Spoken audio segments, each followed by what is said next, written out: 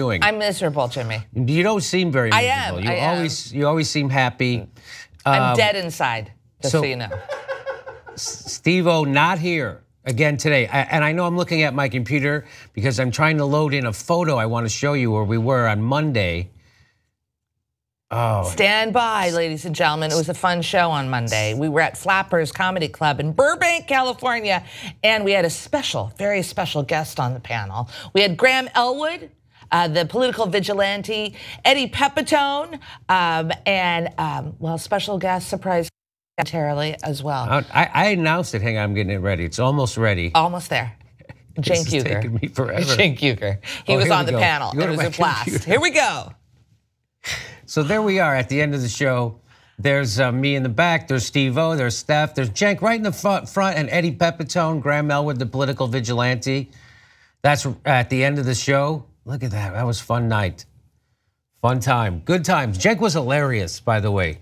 I know Cenk, you can't do more than one thing. You can't be a news guy and a comedian. I mean, I can. But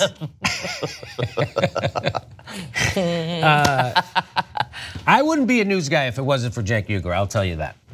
So, he's the one who, he let me know I could do this. I didn't know I could do this. I didn't know people with our kind of emotion could do this kind of a show. So I want to let him know he could be a comedian easily. And he was great. He was great on the show. So there, look at that picture one more time. That was a fun night. So we do our shows there. We used to do them on Monday nights at Flappers once a month. Now we're moving it to Friday nights starting in February in 2018. So Friday night's a lot easier for people to get there. So our next show, by the way, is December 18th at the Improv in Hollywood. That's a Monday, December 18th. It's only 50 people allowed in the room. It's like a private show. So it's like a private show. So and that's your last show of the year. That is my last show of the year. It'll be our Christmas special. We're going to do a year in review, all that stuff. We're going to be drinking, and I'll be high. Okay. So we're going to talk about. Let's see what we're going to talk about on today's show. We're going to talk about. Trump just is moving the embassy to Jerusalem. Remember, he's going to do that. Everybody's upset about that. Let's see. Al Franken. Big trouble for Al Franken. The Democrats are starting to throw him under the bus. We're going to talk about that. We're going to take a look back at Orrin Hatch, who's he's a real fighter for the poor people, as he puts it, the poor people. We're going to talk about Orrin Hatch and the disgusting tax bill that was passed, plus what they're going to do next and how the mainstream news media covered the tax bill. It's going to be, that's pretty interesting. I bet you already know how they covered it poorly, but it's worse than you think. So we're going to talk about that. Plus, should fans, viewers, and politicians beg MSNBC to stop talking about Russia nonstop? We're going to cover that if we have time. Also, seems like people still have amnesia about what was happening during the Barack Obama years. People still pretending that everything got bad as soon as Trump got here. People still pretending Barack Obama didn't kick 5.1 million people out of their homes. Barack Obama didn't make the banks bigger. Barack Obama didn't fucking make the wars bigger. He didn't continue Bush's surveillance state, his terrorism policies. He didn't open up the whole goddamn country to pipelines and fracking, which is exactly what happened.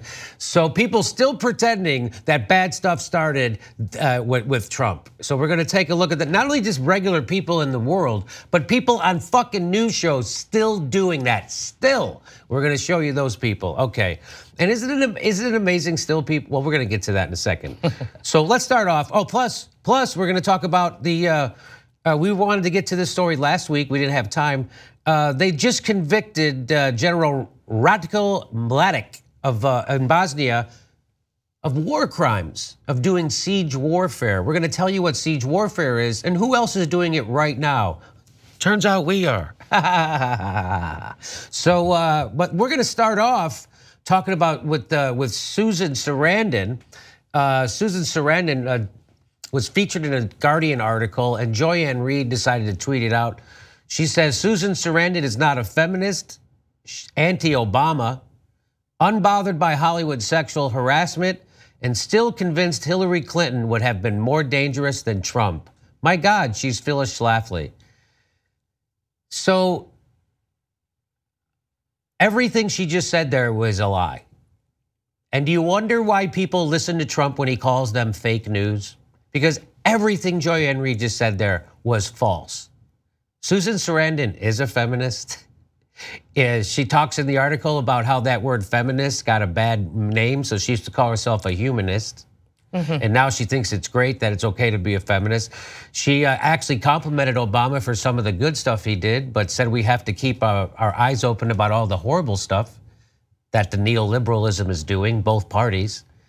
And she, unbothered by sexual assault, that's just something she made up. Joy-Ann Reid just made that up. And so she's just full, so I tweeted this out.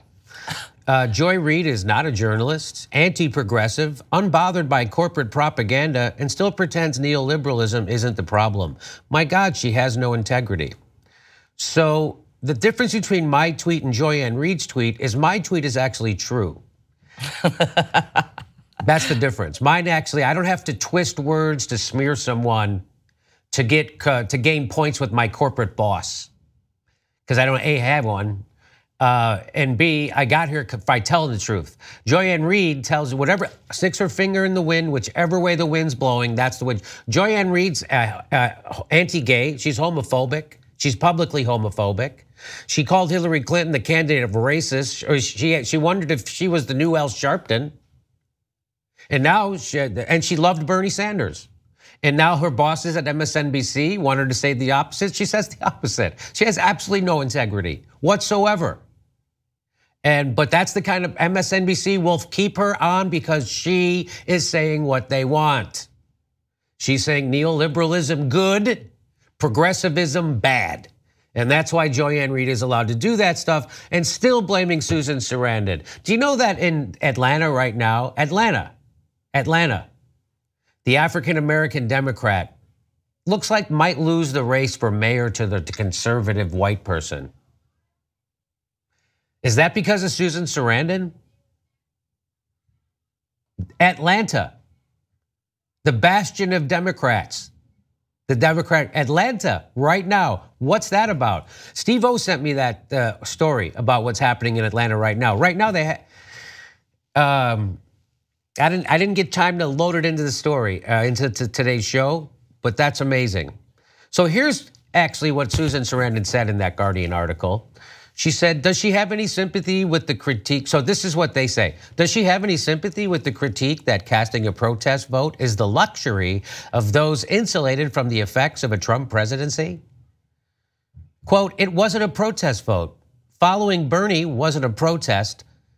And then the author of the article says, voting for Jill Stein was by any definition a protest vote. No, because if I didn't get a chance to vote for Jill Stein, I wouldn't have voted. Does that make sense to anybody? You know, half the country stayed home and didn't vote because nobody on the ballot represented them, and the people on the ballot were only going to do more harm to them. Do you understand that? So do you understand that if Jill Stein wasn't on the ballot, there wouldn't have been a vote?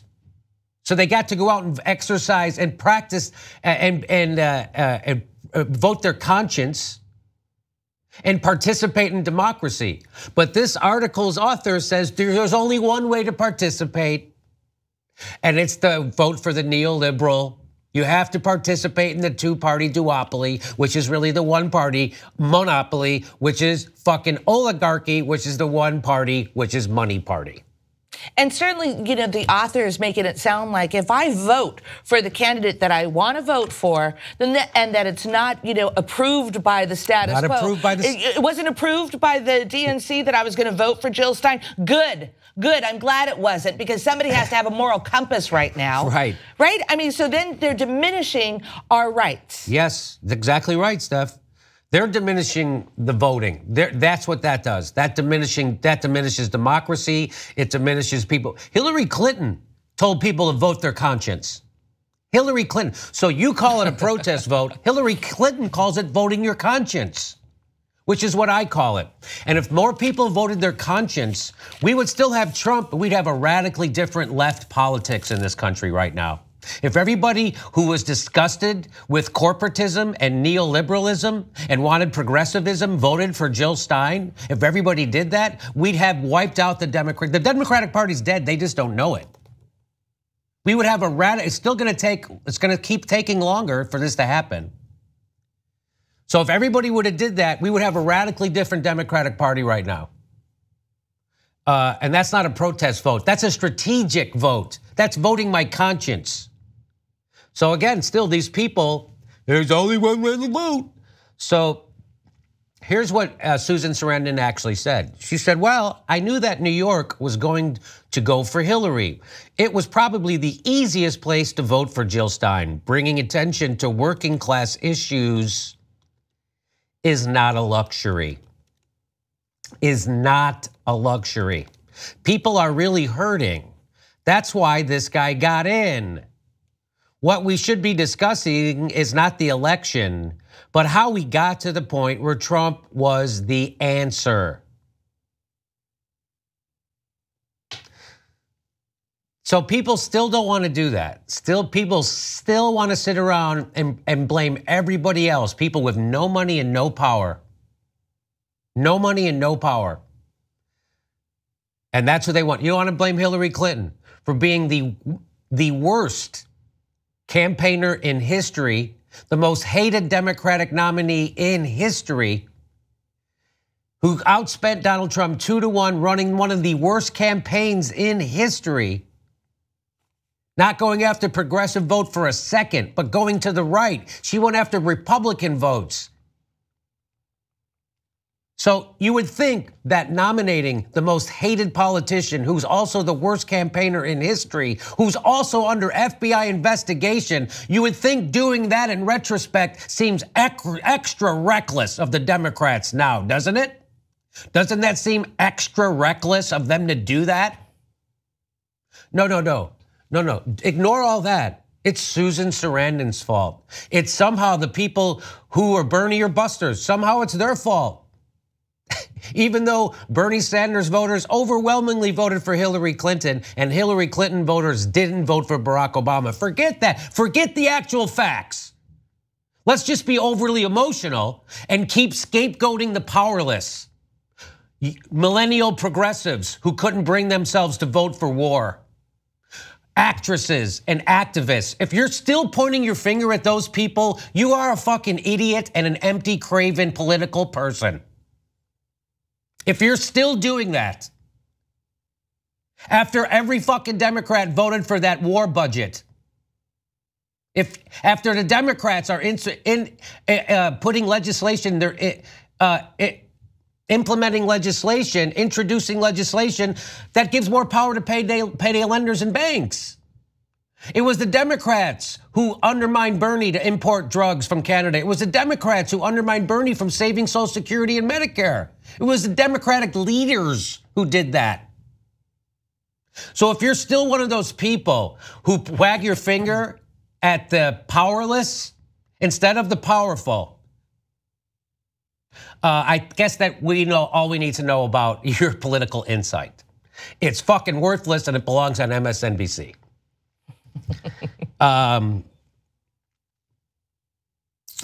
The next thing she says, she was asked, has she lost friends over all this?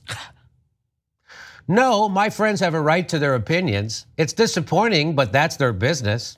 It's like in the lead up to Vietnam, and then later they say, you were right.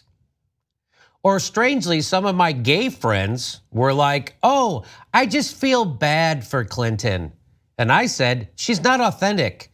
She's been terrible to gay people for the longest time. She's an opportunist. And then I'm like, okay, let's not talk about it anymore. So there you go. So that's the burden of being informed. So Susan Sarandon is expressing the burden of being informed. That's her having to explain to a Jewish person why the Third Reich isn't good for them. That's her having to explain to a gay person how Hillary Clinton hasn't been your friend. That's the burden of being informed. Here's what the author of the article concluded, this is what they put in. Still, I think while there was vast political error on both sides, the inability of Sarandon and her ilk, progressives, who are voted for environmentalists are now called ilk, and her ilk to embrace, the inability of Susan Sarandon and her ilk to embrace the lesser of two evils permitted the greater of two evils to rise. Still blaming progressives for Donald Trump, the people who are least responsible for Donald Trump. You want to blame somebody? Blame the news media for giving him $2 billion in free fucking airtime. How about Chris Hayes for doing a split screen with an empty podium instead of showing Bernie Sanders? How about Les Moonves, who got caught on an open mic cheering Donald Trump's rise on because it made him money? How about the Democratic National Committee who cheated the progressive who could have beat Donald Trump? They don't know all these powerful people who actually did have an effect on our election. None of those people are completely left off the hook. Who's they still angle? It was Susan Sarandon and her ilk who wouldn't go along with voting for more war. That's the problem with so again, this is, you wonder how we got into Iraq? This is exactly the same way how we got Trump. People bent on being fucking dumb on purpose. That's what this is. And if you're still wagging your finger at Susan Sarandon or Bernie or Busters or anybody else with no money nor power, it's no fucking wonder why anybody listens to you, because you can get that message anywhere. You can get that fucking message. Turn on Don Lemon, he'll tell you that. Fucking Tom Perez will tell you that. Congratulations, political pundit. You sound as fucking insightful as the DNC chair. Anything on that stuff? I don't know, Jimmy. You know, Susan Sarandon sounds like a heretic. You know, that she's acting as if that she knows better than the lesser of two evils. Even the goddamn unions came out. We covered it on this show. Even the unions in America got together after this election and said no more lesser of two evils. And here they are in The Guardian still advocating it. People on social media, political commentators still advocating for the lesser of two evils. Even the fucking unions are done with it. They said they're done. The majority of Americans want a third party. They're done with it. Still The Guardian, political commentators on social media, yeah, you gotta still do lesser of two evil. It's worked out so fucking great. We've got Trump. It's not because of the lesser of two evils. No, we got Trump because Susan Sarandon is super fucking powerful. How dumb can you be? That's how dumb you are. You sound as dumb as Sean Hannity. Hillary Clinton has turned the left political class into fucking morons like Sean Hannity. That's what they sound like. Still blaming the powerless. Still pretending that we got Trump just because no reason. No reason. Barack Obama didn't deport fucking more people than all the presidents combined since 1890. Barack Obama didn't expand the wars. Barack Obama didn't continue the surveillance state. Bush's fucking terrorism program, blow up the banks, kick 5 million people out of their houses, leave 30 million people out of his healthcare program. He didn't do any of that shit, except he did. And that's why we got fucking Trump. Okay. I'm sorry, did I cut you off? No, not at all. You know, I just think it's really interesting how Susan Sarandon is able to communicate with people that aren't like-minded with her. You know, like she's like, no, you haven't considered this. You haven't considered that she wasn't a friend of gays. Like you haven't even puzzled through that. You haven't seen her stand on that. I saw how she stood on it. I saw when she was interviewed by Chris Matthews and he asked her about same-sex marriages and she didn't take a second to respond that she was against it. It was no problem for her. And I keep asking people, you know, about Hillary Clinton. I'm going to ask you right now. I'd like to know, what has Hillary Clinton ever done for a woman of color? I'm curious about that. So you went to a Hillary Clinton book signing last week and you asked people in line to meet Hillary Clinton. You asked them that question, right? What did you ask them? So we happened to cover, we went down to Vroman's bookstore in Pasadena, California, and we were going to ask them certain questions. And I came up with a question. I asked them, I said, hey, do you mind if I ask you any questions? And a lot of them were very apprehensive in the line. And I said, listen. Because they know they don't have a defensible position, Steph. That's why. Go ahead. So I asked them, I said, they go, I don't want to be filmed. I don't want to be filmed on camera. I'm like, okay, I don't know why this is happening and you're so mad at me. And my question was simply, can you explain to me what Hillary Clinton has ever done for a woman of color? And the woman turned away from me. She wouldn't even make eye contact with me. I don't understand why. And she said, you're educated. Go find the answers out. Go find the answers. I go, well, listen, I'm just wondering if maybe you could share with me what your thoughts on that are. And her friend beside her said, you're now being provocative. You're being provocative. I'm provoking a conversation, I guess. And so I left feeling very, I don't know, like I wished I would have been more aggressive or assertive with it. I wish I would have been more provocative. Yeah. As a matter of fact, because I wasn't. I was asking a simple question. And the one point I want to say, Jimmy, is we found out later that a part of this was when you would buy your book, stand in line, when you got your book signed by Hillary Clinton, you were told not to make eye contact. You were told that this is, yeah. She doesn't want to make eye contact with people that like her. Okay. So we got to take a break. You know how this works. This is the free part of the show. Thanks for watching the free part. If you want to watch the rest of it, go to tytnetwork.com/members live if you're already a member. If you're not, go to tytnetwork.com/join. And it's more important than ever to support independent media, to get independent views like this, because I don't know if you noticed, but the whole media is ubiquitous, reporting stupid bullshit, and we're here to debunk it for you. We'll be right back.